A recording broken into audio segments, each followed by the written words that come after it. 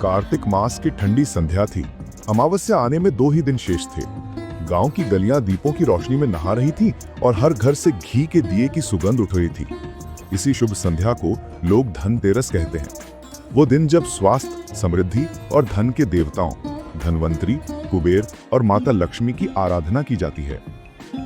सुदूर गांव के एक छोर पर मिट्टी के छोटे से घर में किसान सोमदत्त अपनी पत्नी गौरी के साथ पूजा की तैयारी कर रहा था। उनके घर में गरीबी थी, पर मन में श्रद्धा और विश्वास का धन असीम था। गौरी ने चौकी पर पीला वस्त्र बिछाया, उस पर दीपक रखा और मन ही मन बोली, आज लक्ष्मी जी आएंगी तो हमारे घर का अंधकार मिट जाएगा। उसी रात देवलोक में विष्णु भगवान और लक्ष्मी माता यात्रा पर निकले थे। विष्णु बोले, लक्ष्मी पीछे रहो, मैं दक्षिण दिशा की ओर जा रहा हूँ, वहां से तुम्हें नहीं आना चाहिए। पर लक्ष्मी का मन न माना। उन्होंने देखा नीचे धरती पर एक किसान अपने खेत में गन्ना तोड़ रहा है। उन्हें उसकी सादगी भा गई। कुछ ही पल में वे धरती पर आ पहुंची और गन्ने के खेत में उतरकर गन्ना चूसने लगी। भगवान विष्णु जब लौटे तो उन्होंने ये देखा। मुस्कुराते हुए बोले, लक्ष्मी तुमने मेरा आदेश नहीं माना, अब 12 वर्ष तक तुम्हें इसी किसान के घर रहना होगा। ये दंड था, पर असल में ये आशीर्वाद था। अगले ही दिन सोमदत्त ने पाया कि उसके खेतों में नया चमत्कार हो गया है। जहाँ कल तक सूखी मिट्टी थी, वहाँ अब हरियाली थी। उसकी गायें दोगुना दूध देने लगी, घर में सुख और संपन्नता आने लगी। गौरी ने विस्मय से कहा, यह तो किसी देवी का वरदान लगता है। समय बीतता गया। 12 वर्षों तक लक्ष्मी माता उस किसान के घर में रहकर उसकी हर इच्छा पूरी करती रही। घर में ना कोई रोग रहा, ना कोई दुख। गांव वाले आश्चर्य करते कि ये कैसे संभव हुआ। सोमदत्त बस एक ही बात कहता, सब मां लक्ष्मी की कृपा है। 12 वर्ष बाद विष्णु भगवान प्रकट हुए। उन्होंने लक्ष्मी को वापस बुलाया। माता मुस्कुराते हुए बोली, हे प्रभु, यदि कोई भक्त श्रद्धा और शुद्धता से घर की सफाई करे, घी का दीपक जलाए और मेरा ध्यान करे, तो मैं सदैव उसके घर में निवास करूंगी। विष्णु ने अनुग्रह पूर्वक सहमति दी। तभी से उस दिन कार्तिक कृष्ण चतुर्दशी को लोग धनतेरस के नाम से मनाने लगे। हर घर में दीप जलने लगे, हर हृदय में आशा का उजाला फैल गया। लक्ष्मी माता के देवलोक लौटने के बाद उस गांव में एक नई परंपरा जन्मी। हर वर्ष उसी दिन जब लक्ष्मी धरती पर आई थी, लोग दीप जलाकर, घरों को सजाकर और विशेष श्रद्धा से पूजा करने लगे। धीरे धीरे वो दिन धनतेरस कहलाने लगा। धन की त्रयोदशी, जब केवल लक्ष्मी ही नहीं बल्कि स्वास्थ्य और समृद्धि के अन्य देवताओं की भी पूजा का विधान हुआ। उस रात जब दीपों की लौ हवा में थिरक रही थी, विष्णु भगवान ने सभी देवताओं को एकत्र किया। उनमें भगवान धनवंतरी और कुबेर भी थे। धनवंतरी अपने हाथों में अमृत कलश लिए समुद्र मंथन से प्रकट हुए थे, संसार को स्वास्थ्य और दीर्घायु का वरदान देने के लिए। विष्णु बोले, लक्ष्मी जहां समृद्धि का प्रतीक है, वहीं धनवंतरी आरोग्य और जीवन शक्ति के दाता हैं। इन दोनों का संग ही सच्चा धन कहलाता है। कुबेर देवता जो स्वर्ण भंडार के स्वामी और यक्षों के अधिपति थे, विनम्रता से बोले, यदि कोई मनुष्य लक्ष्मी और धनवंतरी के साथ मेरी भी पूजा करे, तो मैं उसके घर स्थायी धन वैभव प्रदान करूंगा। देव सभा में यह वचन तय हुआ कि धनतेरस की रात्रि त्रयोदशी को तीनों देवता लक्ष्मी, कुबेर और धनवंतरी की संयुक्त पूजा की जाएगी। और इस प्रकार धनतेरस का ये पावन विधान स्थापित हुआ। धरती पर सोमदत्त और गौरी ने भी वही नियम अपनाया।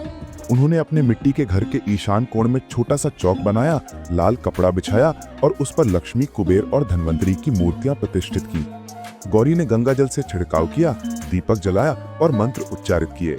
ओम धनवंतरये नमः, ओम श्रीम ह्रीम क्रीम श्रीम कुबेराय नमः। पूरे घर में दीपों की पंक्तियां लगी और शुभता का प्रकाश फैल गया।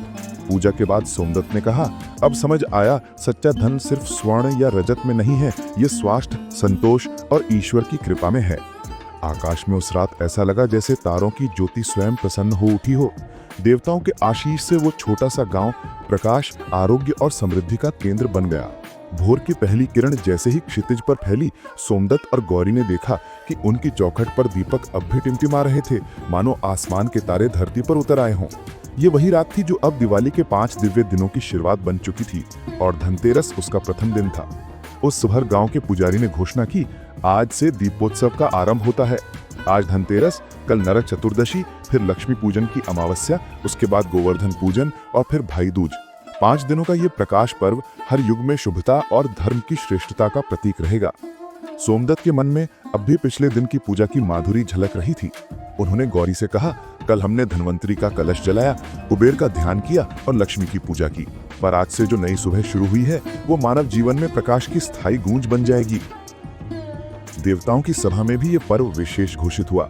भगवान विष्णु ने कहा, आज से कार्तिक कृष्ण त्रयोदशी के इस दिन से दीपों का ये महोत्सव आरंभ होगा, जो वर्ष दर वर्ष मनुष्य मात्र के जीवन को शुभ फल देगा। धनवंतरी का स्मरण स्वास्थ्य के लिए, कुबेर का आह्वान धन के लिए और लक्ष्मी की पूजा समृद्धि के लिए होगी। उसी क्षण यमराज भी वहां उपस्थित हुए।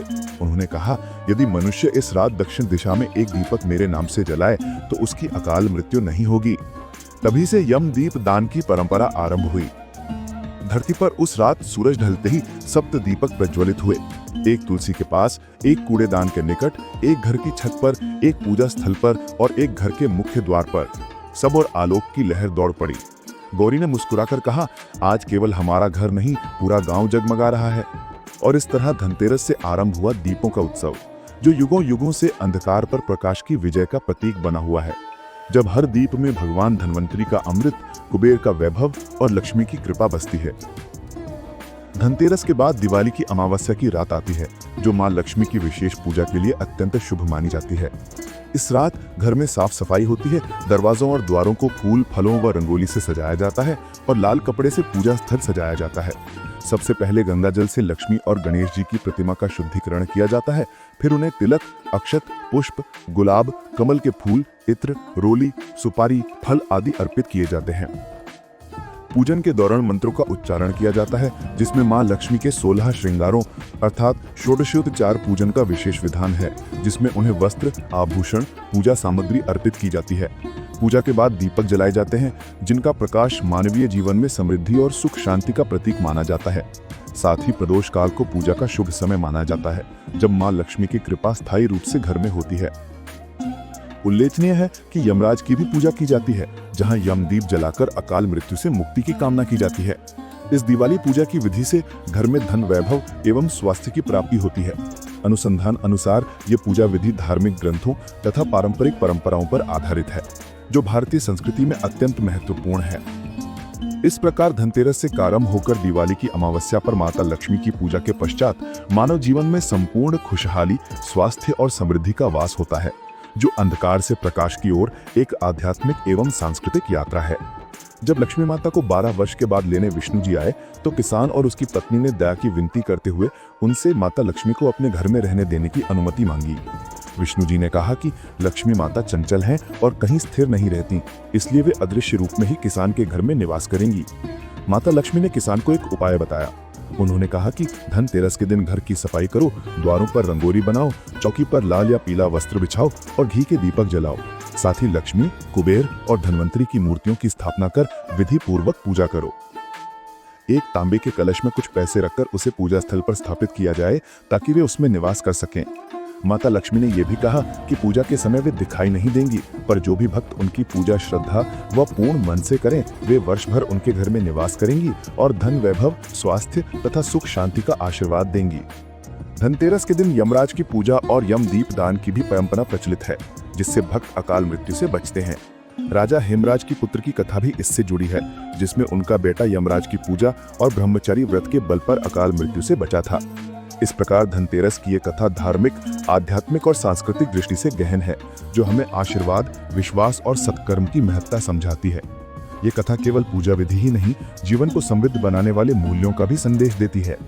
कहानी यहीं समाप्त होती है, जिसमें कार्तिक कृष्ण पक्ष की चतुर्दशी को धनवंतरी, कुबेर, लक्ष्मी और यमराज की पूजा के माध्यम से स्वास्थ्य, वैभव और मृत्यु से मुक्ति की कामना का मूल स्वरूप सम्मिलित है।